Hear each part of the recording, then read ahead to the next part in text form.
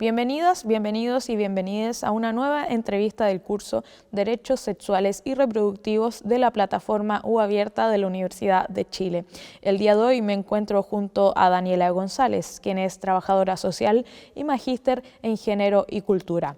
Actualmente se desempeña como académica del Centro de Medicina Reproductiva y Desarrollo Integral del Adolescente CEMERA de la Facultad de Medicina de la Universidad de Chile.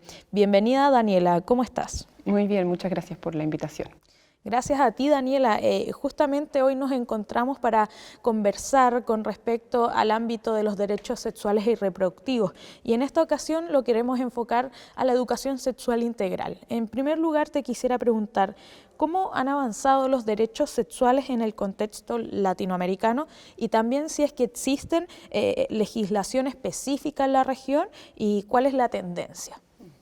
Mira, en relación a eso yo te podría mencionar que mi perspectiva es básicamente que las temáticas pendientes en relación a los derechos sexuales y reproductivos tienen que ver con la visibilización de que los derechos sexuales y reproductivos existen, es decir, visibilizados para todas las personas que los quieran ejercer, ¿sí? Y el énfasis que existe en la región, básicamente por los estudios más recientes que se han hecho, es que lamentablemente el panorama sigue siendo desolador en el sentido de que niñas y mujeres, fundamentalmente, no tienen conciencia de que pueden ejercer estos derechos, ¿sí?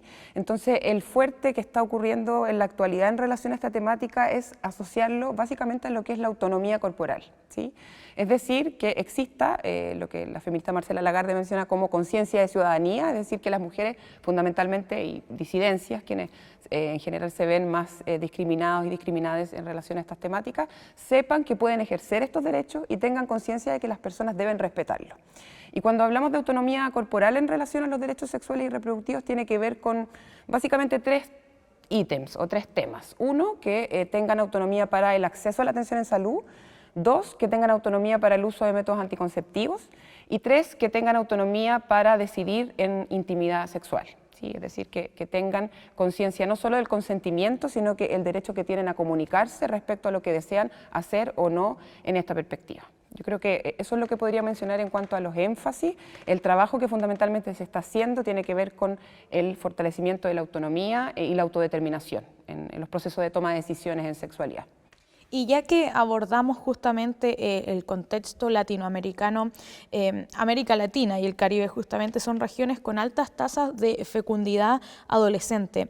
Al respecto, ¿qué tipos de políticas públicas han implementado en esta materia y también qué desafíos están presentes? Sí, ese es un tema que nos preocupa muchísimo, fundamentalmente a quienes trabajamos en el área de las adolescencias. Yo diría que si bien efectivamente podríamos mencionar que, claro, el panorama sigue siendo preocupante, sobre todo en aquellos grupos de adolescentes de 15 años y menos y grupos de adolescentes que son particularmente más vulneradas, ¿sí? Grupos de adolescentes, por ejemplo, migrantes, que pertenecen, por ejemplo, a pueblos originarios o que presentan condiciones donde sus necesidades básicas no son satisfechas, ¿sí? Aquellas adolescentes también que pertenecen a programas de protección, que también fundamentalmente son quienes consideramos como grupos más vulnerados en ese sentido.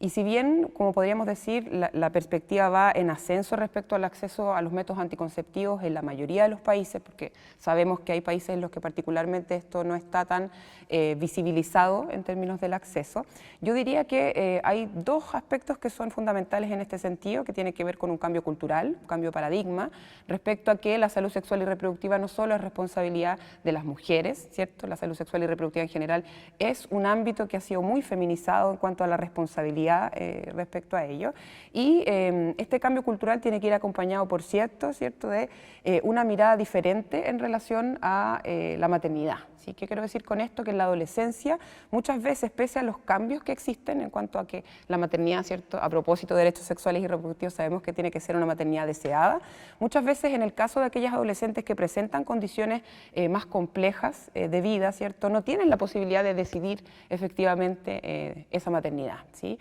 Entonces, este cambio cultural tiene que ir acompañado también de un cambio en relación a las posibilidades de desarrollo de los proyectos de vida. O sea, no podemos solamente en el discurso mencionar que la maternidad debe ser deseada, sino favorecemos que efectivamente las adolescentes puedan decidir respecto a esa maternidad. El proyecto de vida de las adolescentes, cuando no existen las condiciones, sobre todo educacionales, de acceso a la salud, de privación cultural, por ejemplo, expectativas en relación al proyecto de vida más allá de la maternidad no necesariamente están visibilizadas. Entonces yo considero que también, junto con, por supuesto, favorecer el acceso a los servicios de salud sexual y reproductiva de forma oportuna, es importante hacer un cambio cultural en relación a que la maternidad como institución, digamos, debe dejar de tener la importancia que posee aún a nivel de sociedades. Y justamente también en esa línea, ¿cómo ha sido la implementación de la educación sexual integral en la región, en Latinoamérica, y qué temáticas específicas se trabajan y bajo qué tipo de enfoques también?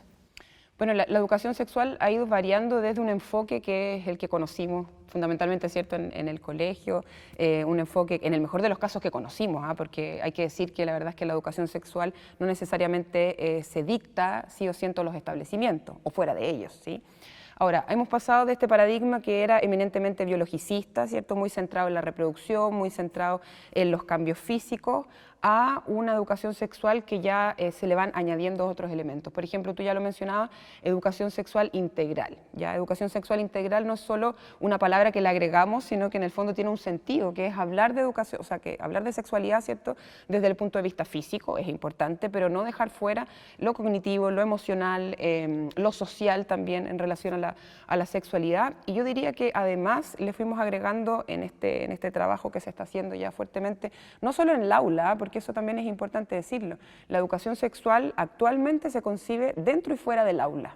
De hecho, el concepto educación sexual integral fuera del aula lo que viene a traer es un mensaje donde toda la sociedad debe hacerse cargo de esta labor. Es decir, que también una educación sexual se puede hacer en las comunidades, por ejemplo, se puede hacer en los centros de salud, se puede hacer en actividades masivas, se puede hacer como parte de política de Estado, no solamente en el ámbito educativo.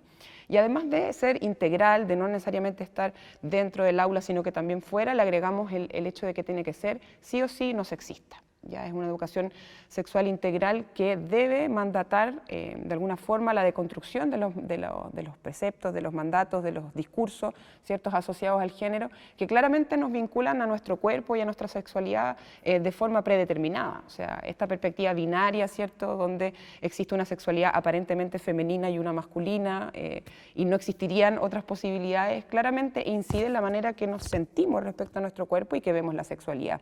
Y yo ahí le añadiría además otro elemento, que la sexualidad no solo desde el riesgo, que también era la perspectiva que más tradicionalmente se abordaba en estos espacios. O sea, el hecho de la clásica frase, ¿cierto?, cuídate, sin mencionar mayores antecedentes, o solo preocuparse de los riesgos, finalmente lo que hace es que dejemos fuera un ámbito súper importante de la sexualidad, que es el bienestar, ¿sí?, que es el placer, que de alguna manera también visibiliza la sexualidad como parte de nuestro desarrollo y que de hecho finalmente es parte de nuestro bienestar, de nuestro ser persona, de nuestra forma de vincularnos a nuestro cuerpo. Entonces yo diría que los desafíos en educación sexual se asocian justamente a trabajar fuertemente en que integral y no sexista sea realidad, no sea solamente parte del discurso, sino que esté dentro de la metodología, dentro del trabajo, de forma transversal, no solo en educación, sino que en otros ámbitos también. Y me imagino que también con estas innovaciones, como agregar la palabra integral, que no es solamente, como decías tú, una palabra, implica un gran espectro, pero al respecto me imagino han aparecido barreras, han aparecido dificultades. ¿Qué barreras tú entiendes más o menos son las que se han presentado en la región latinoamericana?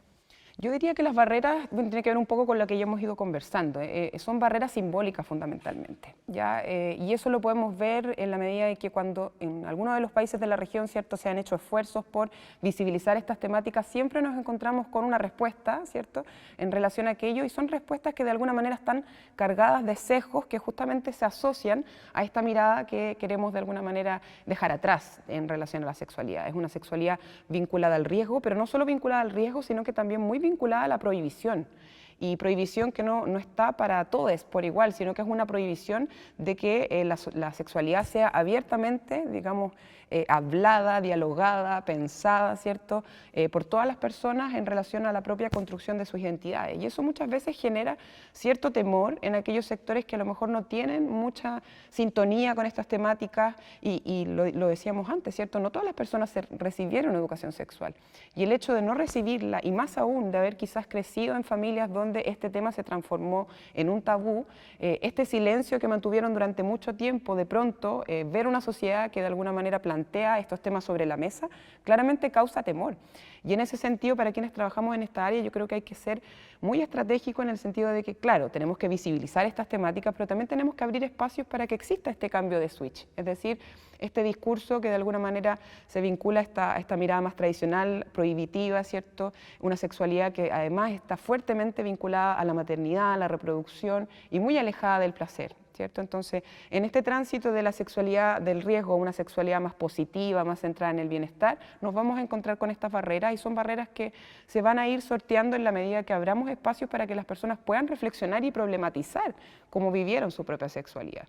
O sea, si abrimos un espacio de reflexión de esas características, muy probablemente las personas se van a dar cuenta que esa forma de ver la sexualidad también les ha afectado en la dimensión más personal, más individual, y en la medida que también esas familias van aprendiendo, van generando nuevas formas de acercamiento a estas temáticas, por ejemplo, en el caso de las adolescencias, ¿cierto?, de la niñez en la familia, que van a preguntar, pero que ya no van a preguntar con el temor que teníamos antes de hablar de estos temas. O sea, este tema está muy presente en redes sociales, está muy presente en los espacios de socialización desde muy temprana edad, entonces muy difícilmente las familias van a poder sortear este tema siempre, como se hacía antes, ¿cierto? Entonces, de alguna manera, claro, es la labor de la sociedad y sus instituciones hacer este cambio, esta barrera simbólica, ¿cierto? Pero también es tarea de cada una, de autoformarse y de dar el espacio para preguntar sin temor, independientemente de la edad que tengamos, porque finalmente empezar a vivir la sexualidad desde esta otra perspectiva, insisto, también va a traer mucho bienestar a la persona, no solamente también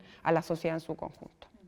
Y ya para ir finalizando, Daniela, y tomando en consideración todos los puntos que tú ya mencionaste, quisiera preguntarte en última instancia, ¿cuál ha sido la influencia de los movimientos sociales y movimientos feministas en esta materia de la educación sexual integral?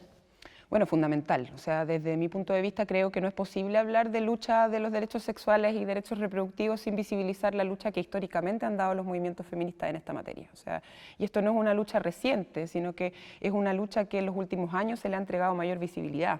Pero si queremos hacer genealogía feminista, ¿cierto?, podemos revisar a lo largo de la historia muchas mujeres, muchas personas que se levantaron a visibilizar esta temática, tanto en el acceso de métodos anticonceptivos, en la posibilidad de decidir sobre estas temáticas, en la posibilidad de, por ejemplo, decidir no ser madre, cuestionar la maternidad como institución, vincularnos, por ejemplo, al placer desde la vivencia femenina o disidente en relación al cuerpo.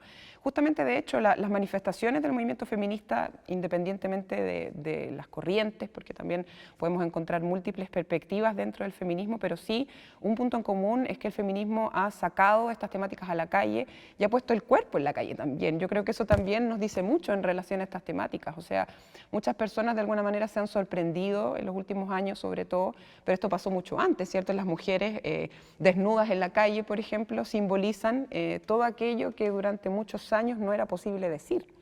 Entonces el cuerpo de una mujer en la calle no solo desnudo, sino que el cuerpo de una mujer, de un cuerpo disidente, por ejemplo, genera ruido, genera movimiento y pese a que si bien las primeras, no podemos hablar nunca de las primeras porque muy probablemente vaya a omitir otras que sí lo hicieron antes, pero todas las mujeres y todas las personas que se han manifestado a lo largo de la historia han recibido respuestas muy violentas por parte de las sociedades a partir de estas barreras simbólicas que hablábamos y aún así han continuado levantándose, han continuado saliendo a la calle y han hecho que este cambio que ya hemos hablado, ¿cierto?, en relación al tema simbólico, se haya ido dando más fácilmente, o sea, que el tema esté en la mesa, en el almuerzo familiar, en la sala de clases, en la legislación también, en los medios de comunicación, justamente es a partir del ruido que han generado estos movimientos, ¿cierto? Y ha sido fundamental, o sea, yo diría que no es posible, insisto, hablar de derechos sexuales, derechos reproductivos y la lucha de estos movimientos sin hablar del feminismo y todo lo que ha generado en torno a estas temáticas.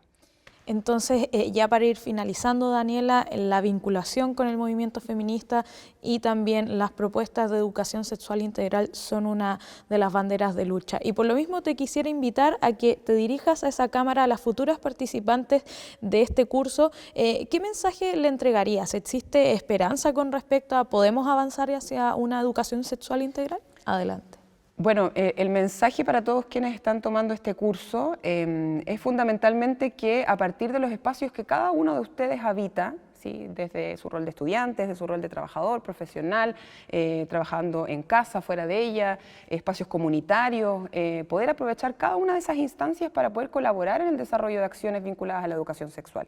O sea, como decía, la educación sexual no solo se restringe al aula, sino que puede estar presente en cada uno de los espacios que ustedes habitan, y una forma de plantearse estos espacios es justamente reflexionar, no solo desde el punto de vista del conocimiento, o sea, cualquier persona ya tomando este curso sabemos que hay un interés, ¿cierto?, que hay una sensibilización respecto a estas temáticas, entonces yo les invito a socializar lo aprendido, a socializar las reflexiones importantes que han tenido y van a seguir teniendo a partir de este curso, porque en el fondo poner este tema en la mesa, conversar respecto a lo que no sabemos, preguntar aquello que no sabemos independientemente de la edad que tengamos y compartir en colectivo también estas reflexiones, estas inquietudes, yo creo que nos va a hacer avanzar muchísimo más y va a ser mucha más colectiva también la responsabilidad en torno a esta materia, porque en el fondo el cambio de paradigma, de alguna manera sortear estas barreras que hemos mencionado en esta entrevista, depende mucho del aporte que cada una de nosotros puede hacer, ¿sí? Si bien nos vamos a encontrar siempre con personas que quizás continúen resistiéndose a este aprendizaje,